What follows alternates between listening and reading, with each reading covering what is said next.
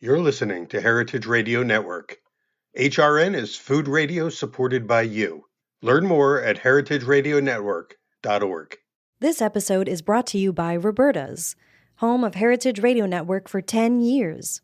Roberta's was founded in Bushwick in 2008 and has become one of the most iconic restaurants in the country. HRN made its home inside of Roberta's in 2009, and together they have become part of the DIY fabric of the neighborhood. Roberta's, the pizza restaurant, is open for lunch and dinner 7 days a week and serves much more than just the famous wood-fired pizzas. Their team dreams up new salads, pastas, and sandwiches on the regular. Roberta's Tiki Bar is alive and well in the back garden, serving up frozen drinks in the summer and hot toddies in the winter. Stop by the bakery and takeout spot next door for fresh breads, sticky buns, and pizzas to go. And of course, there's the 2 Michelin-starred Blanca tucked away in the garden for truly daring diners. But Roberta's also extends beyond Bushwick, with multiple locations in New York City and now in Los Angeles. You can also find their frozen pies in grocery stores around the country. The spirit of Roberta's, like Heritage Radio Network, is everywhere. Here's to many more years of pizza-powered radio. Learn more about Roberta's at robertaspizza.com. Welcome, everyone, to a very special episode of Pizza Quest.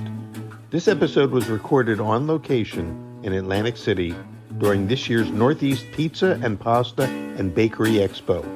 Over the course of 2 days, I got the chance to interview a number of luminaries in the pizza and baking world, deliver educational presentations, and talk to the judges at both the pizza and the bagel competitions. Hi, I'm Peter Reinhardt.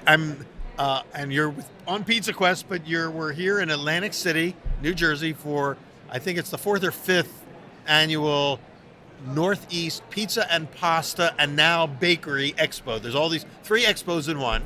I'm sitting here with one of Pizza Quest's most frequent guests, Scott Wiener, who is everybody in the New York area knows from Scott's Pizza Tours, but in the pizza world, everybody knows Scott. He knows more people than anybody I know in the pizza world. More people know him than they know me and all of us put together. Scott's one of the big names here at every Pizza Expo event. You're hosting, you're judging pizza competition. In fact, you and I are going to do a judging later today. What else are you doing here at the Expo, Scott? Well, first of all, that is totally false. More people do not know me than you at all. Not in this world. No, totally false. I wouldn't have gotten into this if I didn't read American Pie. Oh no, I didn't know and that. You definitely. I emailed you years and years ago. I remember way back. So long right. ago. That was a long time. But yeah, and now I get to judge pizza with you, and I'm doing some other seminars. I did a New York Slice Past, Present, and Future. Yes. This morning. I wish I could have gone because I was tied up doing my own. And I wish I could have been at yours. And I wish we could have gotten yours recorded because I missed it. It's okay. I'll give you the whole spiel later today. We want to hear about it. Yeah. And then tomorrow morning, I'm going to do a pizza box marketing. Well, pizza boxes, of course, Scott and I have a long history of the pizza box talk. Scott had a regular segment on Pizza Quest at the very beginning of the pandemic. And you created, I think, about 25 or so episodes of short episodes with us where you had the pizza box of the week. And it was one of my favorite things that we did on our website. Well, because, we were all cooped up inside and locked down. And so Peter would say to me, hey, how about every week pull out a different 5 boxes and you'll show them to me and we'll record it and have a show. And I was like, oh, great. I'm stuck inside with my pizza boxes, closet full of pizza boxes. And it was a great way to get them out into the world so people could see them. Air out those boxes. Yeah. Oh, I love that. Remember, and it was always a surprise to you. Yes, because I didn't. Yeah, so I was learning the backstory of each box. Yeah, I loved it. And sometimes you would. I would have to try to guess, like there was always this little secret little thing, like where did this come from? Yeah, it'd be like, did you notice this one thing? And it's like the artist's signature or something. Well, it's a collection, and they were also pristine. These were like, pristine boxes. They weren't something that you just, threw out the pizza and kept the box. They were never been, they were, what do you call them when they're, like on card collections when they're mint. Mint. They were mint. And, but each box had a great story, and that's what I thought was kind of cool. And you were the storyteller. You got to tell us the story. And I think anybody who's listening and doesn't know as much about this collection as maybe we're talking as if you did, but it's No, I collect pizza boxes for the past 10, 11, 12 years, and they're mostly clean, unused. Yeah, exactly. But Mint. they're just Mint. great. Mint, yeah. Just great examples of how we treat the box top as marketing or as artwork. And I love to take the box and treat it as artwork. Yeah, and even there were certain artists that you knew stories about the artists who created that box. I tracked them down. Yeah, wow. And they said, I can't believe I have a fan. I'm your biggest fan. I have all your work. And they're like, I designed a few boxes for some food distributor in Chicago. And I'm like, yes, and I love your work. That's so cool.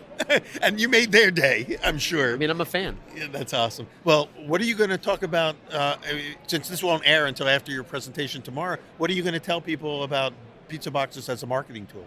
We're going to talk a little bit about the trends in pizza box design and what is possible now that wasn't possible a few years ago. Oh. Also, how does it work in pizza boxes? How do you go about getting custom boxes? I'm always surprised that people who operate restaurants don't know how to go out finding what they need. So Yeah, that's most of them are probably using generic boxes. Yeah, and then even worse is you see people who buy generic boxes because they're cheap. They fold them inside out, then they stamp the outside, but then they have ink touching the pizza that's not food safe. And all of this, the box is bent the wrong way, so it flexes the wrong way. It's not as good at retaining heat because of the gaps. So if they had spent a little bit extra money, they could have had it printed on the right side of the box and gotten it mint and also had the marketing potential. Well, I don't mind so much the hand stamp. I actually really like that a lot. I like the aesthetic, but what I don't like is the inside out box is just, it truly doesn't hold the pizza as well. So I would rather people buy blank boxes. And all the pizza box companies that are here, I keep saying to them, I know you make your money in customizing boxes, but can you just make a blank box available so I don't have to deal with these inside out boxes? Yeah. It gives me so much frustration in my life. Well, if they sold the box plus a customized stamp for the operator, then that's the idea. Yeah. That's the idea. Let's do it. Let's make some money. Let's seriously. Oh my God! I just want. You make the money. I just want to email back the people who email me about the box. Here's your solution. Yeah, right. Get a stamp. Well, but as a marketing tool, how effective is the pizza box for marketing? Incredibly effective, because right now in the Instagram age where everybody wants to post a picture of the food, imagine if the box that it came in was as interesting and something that was postable, then that becomes marketing that the average pizza box is only seen by, I think the stat is 2 to 3 people will see each box. And that's, I think, is improved once you post it. Wasn't there a box you showed on Box of the Week that was it a hologram, or it would lead you into a like a 3D world of some sort? Peter's thinking about the augmented reality boxes of Japan. Oh, yeah. 2013 limited edition Hatsune Miku Domino's Pizza Japan. Oh, my gosh. You scan the box with your phone, and it comes to life, and the character sings. It was incredible. And the technology is totally there. It's just printing ink on a box. The technology in the phone is the harder part. But nobody's picked up on that. Yeah, but QR codes are all the rage now. Yeah, that's right. So it's kind of like a QR portal. It's an augmented reality box is like, what if the phone recognizes the entire box image and not just a blippy bloppy QR code? Yeah. But QR codes are, people know how to scan them. And if you say on the box, here's a problem that the whole industry is facing. Third-party delivery takes a lot of money from the pizzerias per sale. So what if, when you deliver your pizza, you can convert that customer into your direct customer? Scan this QR code for 10% off your next order. And that reroutes them to your website.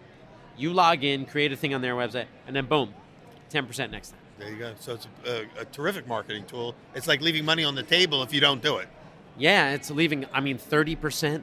Yeah. Sometimes some of these third parties get. Really? So you lose 30%, you could get some of that back. Do we have any stats yet from anyone who's doing what you're describing and actually doing it, and how much it's impacting their business? We don't have exact numbers, but we know that it works because we see that pizzeria's direct purchase is increasing. There you go. Yeah. Well, but we'll be talking a lot about that, and it's going to be really fun because I get to show off some of the pizza box pictures. Oh, cool. Yeah. Well, but that's one of the cool things about expos like this. For very few people other than people in the industry go to these shows and know about them, but it's actually open to the public. So anyone, this one is usually in the fall here in Atlantic City. The Vegas one is usually in the spring in Vegas. There are other shows around the country, but they're open to the public and they're fun. Yeah. But for the people in the industry, they're super valuable because you've got someone like Scott who's giving you an idea. There's workshops and information sessions that are giving gold nuggets of information to people that can impact their business. I talked to somebody today who said that they sat through they were in your seminar this morning, the tweaking your dough. We do that one every time, yeah. Yeah, it's 1 hour long, right? Yep. And the person said that they walked in toward the end, and they said they were bummed that they missed most of it, but within 2 minutes of walking in, you said something that really stuck with them and made the whole trip worth it. And to them, it was 2 hours to get here, 2 hours to drive back, 1 hour to be at your event, or really 20 minutes. Wow. And then they saved days worth of research and reading. Oh, cool. You know what I mean? Yeah. And that was just in a moment. And that was one thing. And by the way, for those of you who weren't in that workshop, that one is going to be a podcast, a Pizza Quest podcast. We've recorded it. Liam here, our producer, has got it all into, and it may have already aired. By the time you're hearing this, you may have already aired, and so it's probably already on the HRN site, and it will live forever. And it was an hour of really jam-packed, full of information. I did it with John Gudekans, who is a pizza genius in his own right. He's featured in the new Pizza Quest book, and between us, we were dispensing some pretty cool little nuggets of knowledge. I can't wait to listen to this episode. Yeah. And there's a reason why it's useful for you too, because you're now a pizza teacher. You do workshops, you do Zoom classes, you do both live and recorded pizza class sessions and stuff. Oh yeah. How does that work into your big your pizza empire, which includes the pizza tours, but now it's expanded well beyond pizza tours? Yeah, we've been doing online classes for the past 2 years, and that continues even beyond lockdowns and COVID and all this. And with those classes, I'm teaching people in an hour, and I have an hour and a half to take them from raw ingredients to well-made pizza. Uh-huh. And I think that's perfect amount of time. It's a lot of theory, but some of the things that I learned from you are about really common sense approaches to the pizza. Your approach is so clean and doesn't get weighed down in the heft of science. You know what I mean? Yeah. Because the way that you teach is practical with the scientific knowledge in the brain. Yeah. And it's meant a lot to me, because when I teach people, it reminds me to stop talking about enzymes as much. They know that they're there. They don't have to know how they work. They don't have to go into the total deep dive and then such. Yeah, but just knowing about how time and temperature Yeah. and the chemical makeup and biological makeup of flour, salt, water, and yeast, understanding those things Yes. is better than a recipe. It means that you can recipize. Is that a word? Cool. No, it should be. Making a recipe? You can recipize. Recipize. Let's Reciprocate? Let's submit it to the Webster's folks and see if we can get it accepted as a word. I'm going to start a letter, a petition Yeah. at this event. Recipize. Yeah, we're going to, Peter and I are going going to meet and we're going to recipize a little bit. I like it. It certainly should be a Peter word. is literally So writing anyway, this down on his manila But what folder. you're saying is, and what I'm hearing you say about when we're teaching, there are certain basic concepts that you don't have to be a hard scientist to know. I'm not. I only know science because I had to learn it to explain the bread making process. And so without a science background, there are certain science principles that are easy to grasp and can make a difference. Maybe it made a difference for that one person who walked in today, in terms of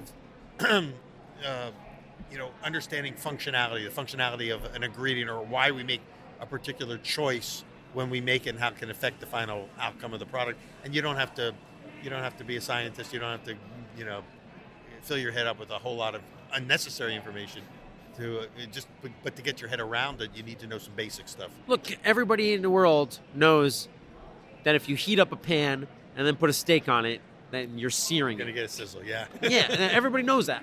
They don't have to know what happens to the proteins in order for that to happen.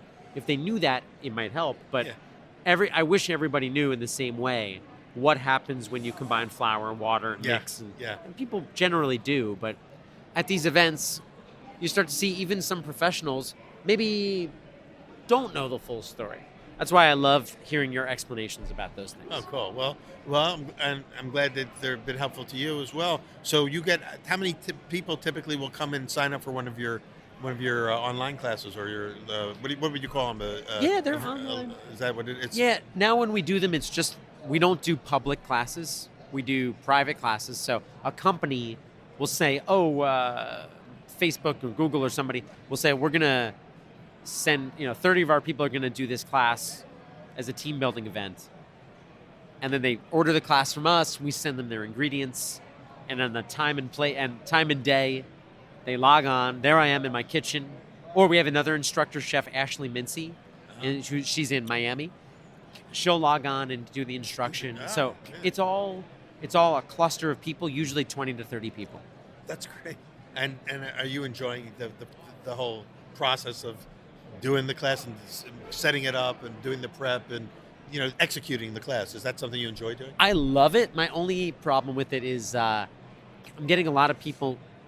Let's say out of 20 people, 15 people maybe have never made a pizza, or maybe just not successful enough to want to tell anybody that they make pizza. And then the other 5, there's a mix of people who have pizza stones. There's one person who has an outdoor oven, but they only use it every 6 months. One person's using the grill. It's a little frustrating to teach it all at the same time. Yeah. And it's also a little much like, I want to make a really good pizza in my apartment. Yeah. And sometimes I have to say, nobody has a pizza stone today. I got to do it on a cookie sheet. But it means it's really fun. Do they cook along with you? We all cook together. Ah. And it's really fun because as frustrating as it might be sometimes, I get to try to make the best pizza I can using a cookie sheet. Yeah. No fancy baking It's skills. kind of a hack. You show them, if you don't have a stone, that's not the end of the world. You can make it work with And then my favorite is that for the 2 people who have a stone, I'll make a stone pizza. And at the end of the class, I'll show the 2 pizzas. And people see that, oh, wow, they actually look pretty similar. Yeah. We know that, you and I know that they're different. But and it's they great taste because and that feel means different. you're reaching people who are not just the people who already know how to make pizza. You're reaching people who would like to maybe make their very first pizza. Look, the goal is not to teach you how to make a pizza that you would sell to your customer. It's to get you to feel good about the pizza that comes out of your home oven. Yeah. That's it. And we know that home pizza oven is a gateway drug to sucking you into 6 months from now. You're going to probably be thinking about opening your own little pop-up pizzeria. And I get so many questions now because they've all seen on Instagram and everything people saying, "Oh, I bought one of those outdoor ovens, and here's my." We do pizza every Wednesday and Thursday and Friday. They take the next step and then the next step. Yeah. Gateway drug. What did you think about? Speaking of those little ovens, this has been since the last time you and I have seen each other. There's been a proliferation of sales of uni and Rockbox pizza ovens, which seem to me to be. Tell me if I'm wrong, but they seem to be game changers in the home pizza movement. They are total game changers because they get really hot. Your home oven can't, and they teach people more about the principles that your pizzeria has to deal with every day, which is management of the oven and how to move a pizza quickly and bake it properly. It's an active bake. It's not like you're making brownies in a home oven. It's pretty much a passive bake. Yeah. It goes in the oven. 21 minutes later, you got a brownie. Yeah. With the pizza, it's active. It's not about amount of time. It's about knowing how to move it when you see something happening.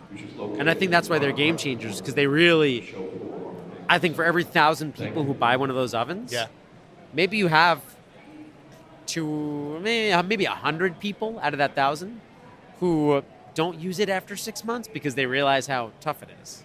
Maybe. Oh, I see what you're saying. So it still works, but at the same time, it does engage them in the process. But that's it. Is that it's kind of like I remember, like when I was a kid and I was in the Cub Scouts, and we'd have to make those cars, Pinewood Derby race cars, and you have to get a block of wood and carve a car out of it. Yeah. And then the hobby store, it sold some like pre-carved shapes. Right.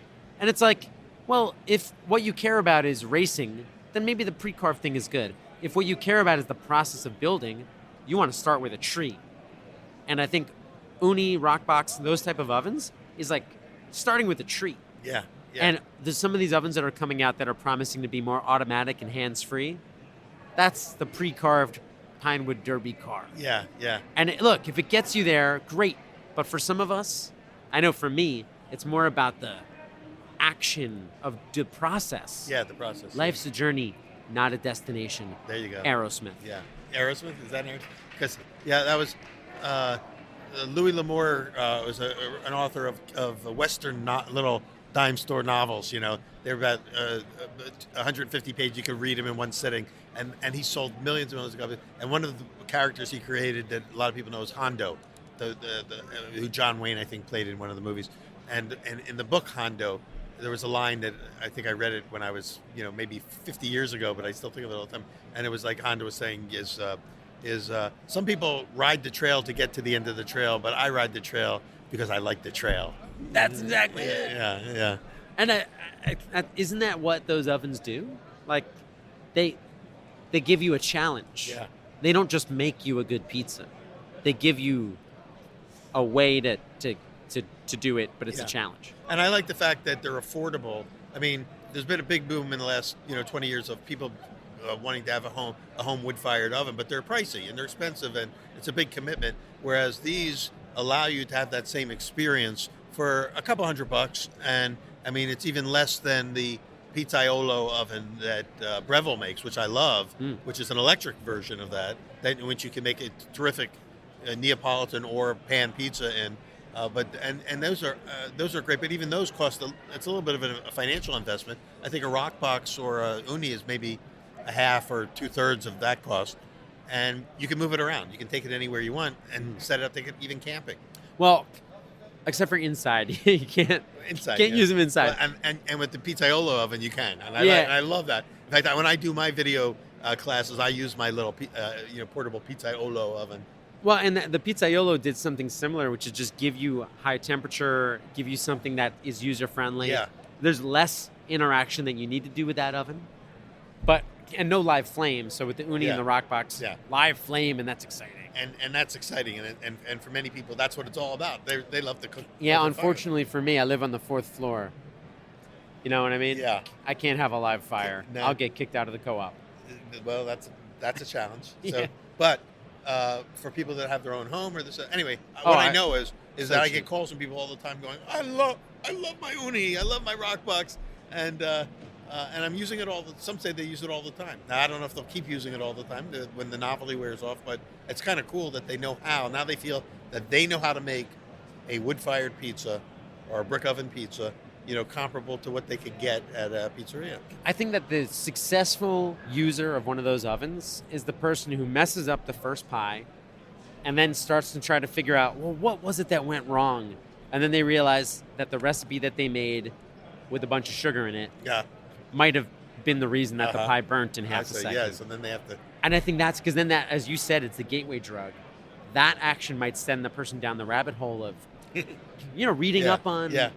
Well, how else do you make dough? And then maybe they see all the options. And the next thing you know is they're showing up at my Tinkering with Your Dough workshop asking really cool questions. Oh, I got to ask you, what was a question that really stood out to you from that workshop this morning? Question that stood out. That's a good question because I don't know. Partly because that was 2 hours ago, and I'm not even sure I can remember back 2 hours. Well, what about? Was there anything that John Gutekunst said that really stuck with you? Well, John talked a lot about creativity, about borrowing from cooking techniques and blending flavors, putting flavors that are not customarily associated with pizza, and with other. We talked a little bit about the controversial topic of Hawaiian pizzas. How there are people that on both sides of the coin, and many people very vehemently opposed to the notion that you would put any pineapple on a pizza. And there's other people who go, but it tastes really good, so why should I be opposed? And it's a hard, there's no right or wrong on this argument. It's more personal preference, I think. But I said, but there is precedent for it in that the functionality of putting together sweet ingredients with savory ingredients is part of cuisines of Asia, and the guy who invented the Hawaiian pizza did it based on a Chinese cooking technique in his restaurant in Canada, not in Hawaii, but he called it Hawaiian pizza because it had pineapple on it. And so bottom line for me is how does it taste? Does it pass the flavor test? Does it pass the flavor rule, which is flavor rules? And since then, I've been to some pizzerias of high repute, such as Nancy Silverton's Pizzeria Mozza, where they do a pineapple, and I forget what kind of ham she uses on there, but it's like the Hawaiian pizza to the max. And it's so good that you can't even argue with her about that. It's not valid, because it is valid. She proved to you that the concepts work, because it uses the principles of how flavors work together, about delivering flavor. Pizza is great because it's the perfect flavor delivery system. So who's to say that you can limit, or that you should limit, what the flavors are that it delivers?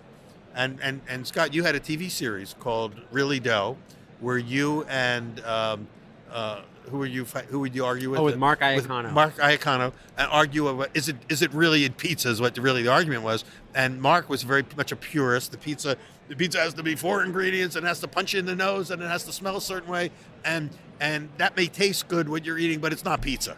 And you would take the position, and I don't know if it was just for the camera or if it was your position, but you go, it really tastes good, and it's dough with something on it, so it is pizza. Yeah, no, none of that show was just for the camera. That was all. The producer would say, "All right, bring out the pizza," and then guys talk about the pizza. And so when Mark would insult you, it was a real insult. It wasn't just for the camera. Yes, it's 100%. I swear to you, there's no script for any episode. It was a very clever show. I loved it. Very hurtful. I loved the show. I don't know what it was like when you watched the episode, but I loved the fact that there was parts of that show where you would even like drift off into your thoughts, and there would be an imagination sequence where you would be thinking about stuff, and the camera would get all wobbly. What Peter's talking about on every episode, there would be the moment of like, I think maybe when we're driving away from a pizzeria, where Mark would kind of look off in the distance, and it would go through a montage of like funny shot. Yeah. The editor is this guy Chris Murphy. He's a genius. He did a good job. He did all that. Yeah. But you're talking about the third season of Really Dough is where there was a plot, and we went on a road trip together. Yeah. And during the road trip, I lost his bag, and he got mad, and some of that stuff is plot script. Yeah. So, there's no dialogue written, but it's all like, oh, Scott, you're going to leave his bag somewhere, and then he's going to get mad at you. Yeah, I didn't really leave his bag. Yeah. Sorry to ruin the magic. But it gave him a chance to rant. But yeah, I mean, to your point, that the question of what is pizza, and is a pineapple or whatever you want to say valid,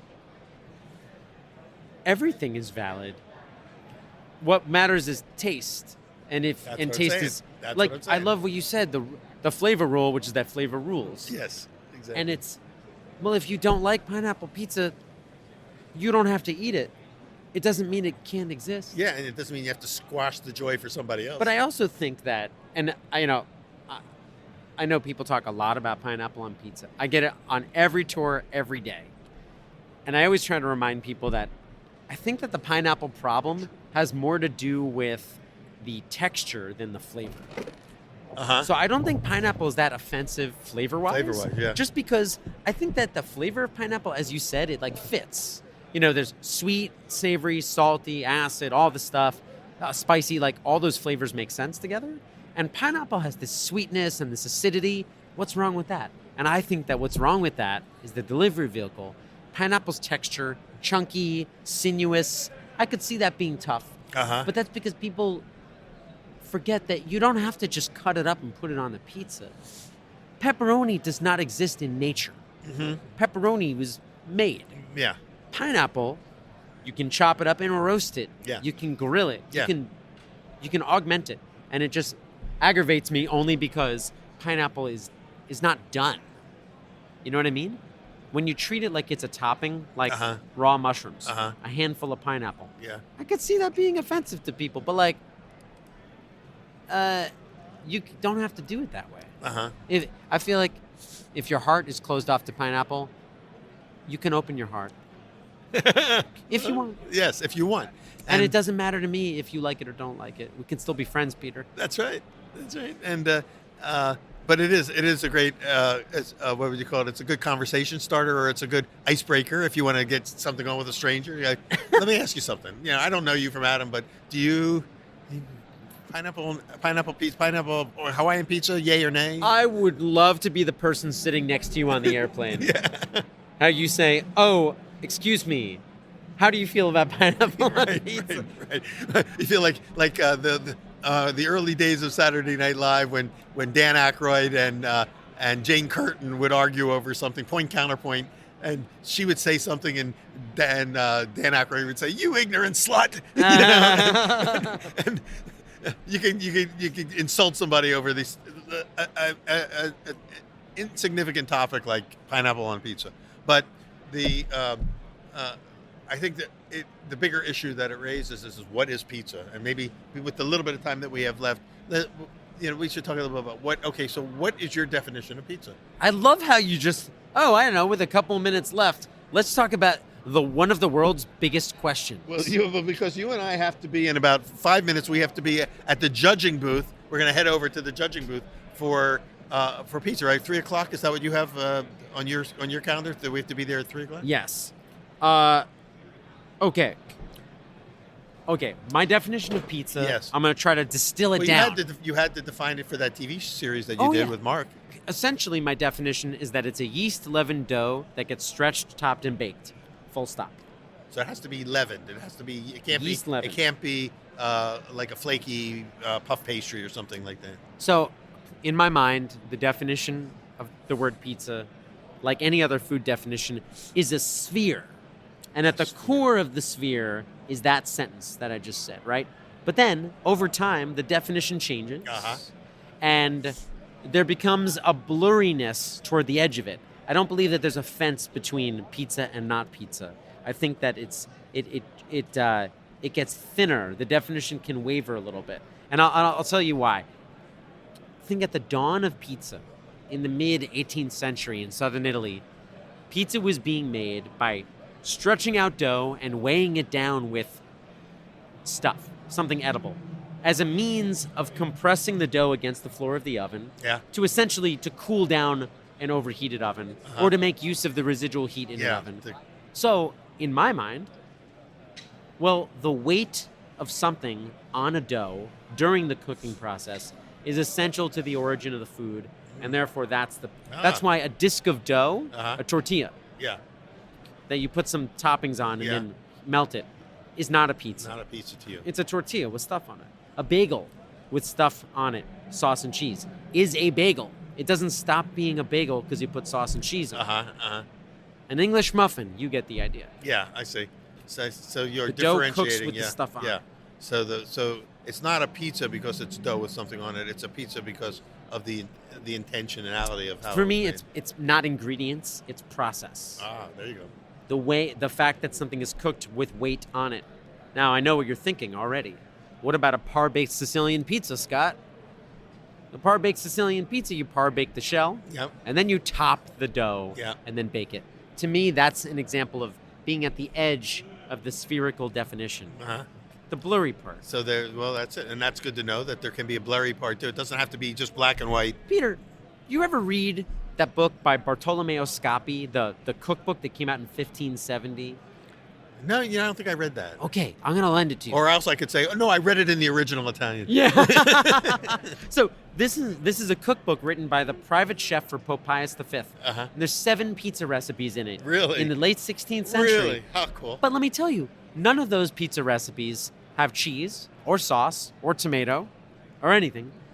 The word pizza was being used to describe cookies and cakes at that time. Wow. So when you say, the definition of the word changes over time. Yeah. So what is a pizza now is different from a core definition like mine of what pizza was in Naples in 1870. Yes. So that's why the question of what is pizza is a moving target. It's a movable feast. And that's probably a good transition for us because you and I are now going to head. We're going to end this episode of Pizza Quest. And by the way, thank you to all of our sponsors, our underwriters for making it possible. But thank you also for Scott for being here. But he and I are going to continue this conversation on another episode, along with maybe our other judges, because we're going to have to define today not only what is pizza of a particular type. I think we're in the traditional category. So we have to know what is the definition that we're looking for so that make sure that everyone who enters in that category meets the criteria. but also then what differentiates the winners from the losers. And we got it. So we're gonna go talk about that at on our next, and we're gonna keep this topic open for future episodes of Pizza Quest. Is what is pizza?